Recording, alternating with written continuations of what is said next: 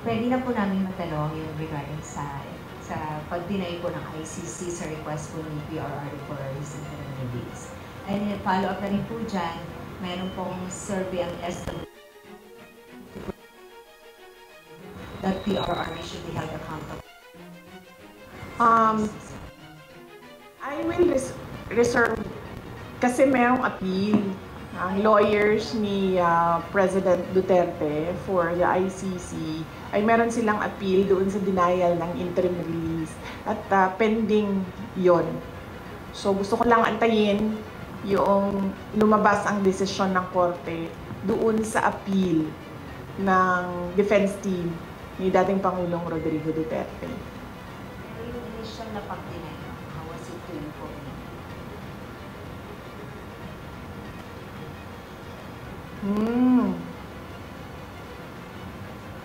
Ano ba sinabi ko na sa statement ko?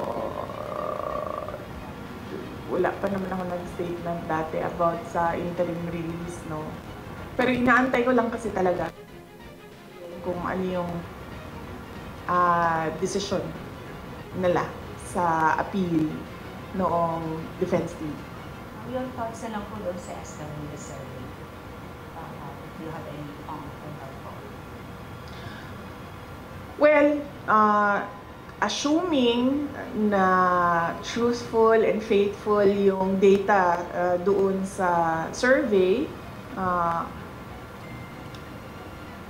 it is not useful dito sa ating bansa dahil hindi naman dito sa bansa natin nangyayari yung kaso.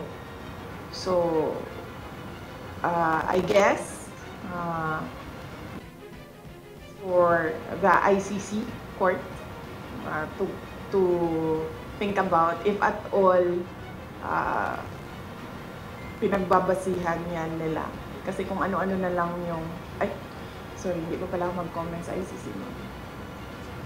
So yun, not useful for the Philippines since hindi naman dito nangyayari yung trial ni Pangulong Duterte.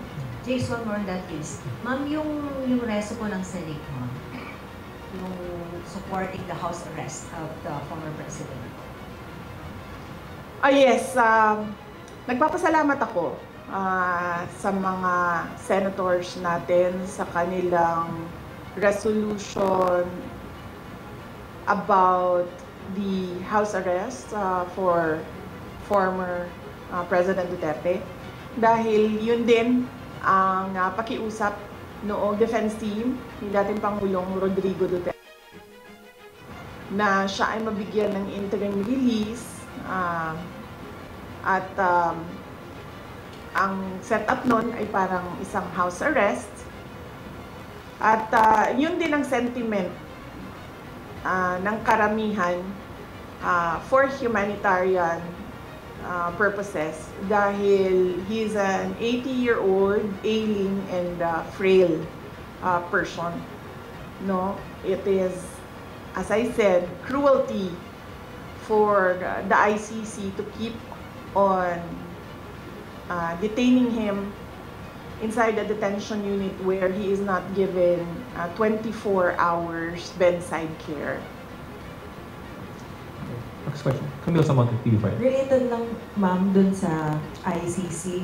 Ma'am, because of the denial of the interim release, nag-prepare din ba tayo na baka sakali doon na po magpasko ang dating Pangulo? Ano po yung magiging plano ng pamilya?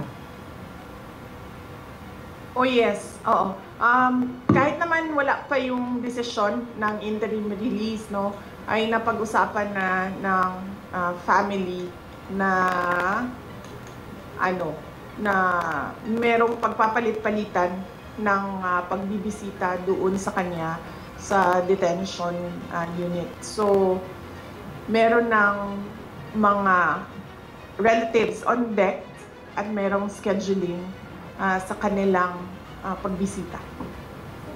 Basically, visit lang talaga. So there's no chance for him to, alam mo yung typical Filipino Christmas na may salo-salo, makakasama yung pamilya. So it's not gonna happen. Hindi, kasi sa Christmas and sa New Year, sa kanya, hindi. Kasi hindi makapunta lahat ng relatives doon na sa Hague. So, ang naka-schedule for Christmas and New Year sa kanya is si Veronica, si Kitty, at si Mira. Ma'am, another na lang din po about the ICC. It was mentioned po in the decision that they released na naka-apekto raw po yung mga naging statements po ng family ni dating Pangulo, particularly yung mga naging statement niya raw po at ng inyong kapatid. Any comment on that, ma'am? Yes, I have a comment on that, but I really want to wait for the decision on the appeal para maisa na lang natin yung comment ko. Same topic. Ibang topic or... Yes. Other okay lang. matters. Other matters. Other next question, Mr. RG Rosalado, Billionaire News Channel. Uy, bilyonaryo. Pakisabi dyan sa opisina ninyo ha, na ayusin naman nila yung picture ko. Yung picture na gamitin nila, yung maganda ako, wag yung pangit ako. Wala naman akong pakialam kung anong sasabihin ng inyong outfit about sa akin. Basta paniguran maganda yung picture ko. Sige ma'am, makakarating po. Bakit yung mga kalaban ko, magaganda yung mga picture na ginagamit nila? Bakit pangit yung picture na ginagamit? Saan yung mga tiga Office of the Vice President? Padalhan nyo nga ito siya ng mga magagandang picture ko para yun ang gamitin nila, be. Please lang. Di ba, ma'am? Napansin mo yun, ma'am? Yung kalaban ko, maganda yung photo, tapos ako, pangit yung photo. Eh, ang katotohanan naman, mas maganda naman ako doon sa kalaban ko, ma'am. Ano sana ma'am? Ha? Doon sige pagawas. Ano yung sino ba kausap ko doon sa bilyonaryo na nakanganga ako, JC? Ano yung photo na yun?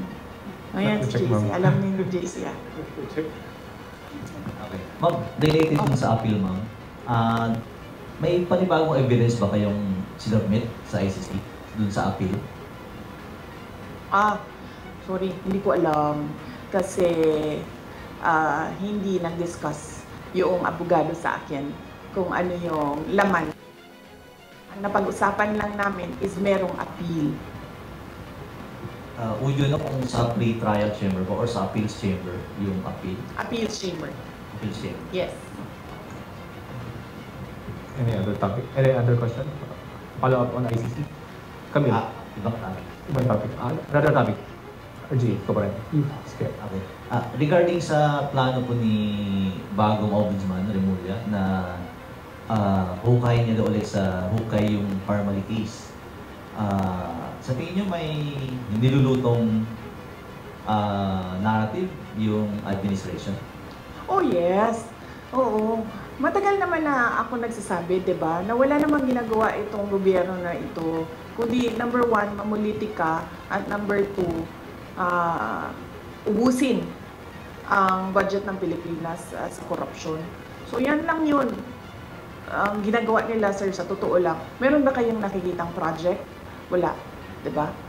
So ibig sabihin, wala na silang ibang objective para sa kanilang pagkaupo diyan sa administrasyon, kundi mamulitika, and ang end goal nila is perpetuation in power. Sinabi ko na yan noon pa. And paano nila gagawin yon? Ay syempre ubusin nila yung kaban ng bayan sa korupsyon. Kasi kung talagang seryoso ang ombudsman sa pag-iimbestiga, imbestigahan din nila yung laptop corruption scandal ng Department of Education. Nandoon si Zaldico. At alam ko yun dahil gumawa kami ng sarili naming investigation sa loob ng Department of Education noong ako ay Department of Education Secretary. May I just say na merong confidential funds na pumunta doon sa paghahanap ng ebidensya sa investigasyon na yun. Ano po naging involvement ni Sal dito sa laptop? Funwest ang contractor ng laptop doon sa DepEd. Next question, Ms. Pili Casimiro, ABS-CBN. So bakit, wait lang, hindi pa ako tapos pala. So bakit specific yung pag-iimbestiga? Bakit hindi iniimbestigahan lahat ng corruption scandal? Bakit kinokontrol yung kwento sa corruption? Bakit hindi nilalabas lahat nung mga insidente o mga gawain o mga iskandalo sa korupsyon? Bakit pinipili? Kaya natin nasasabi lahat na merong controlling the narrative ay dahil pinipili nila kung ano yung gusto nila imbestigahan. At kung medyo tatamaan na o merong tatamaan o tatamaan na talaga ang Office of the President, ang administrasyon sa investigasyon, ay biglang namamatay yung investigasyon. O nawawala, o nalilibing, o nalulubog yung investigasyon.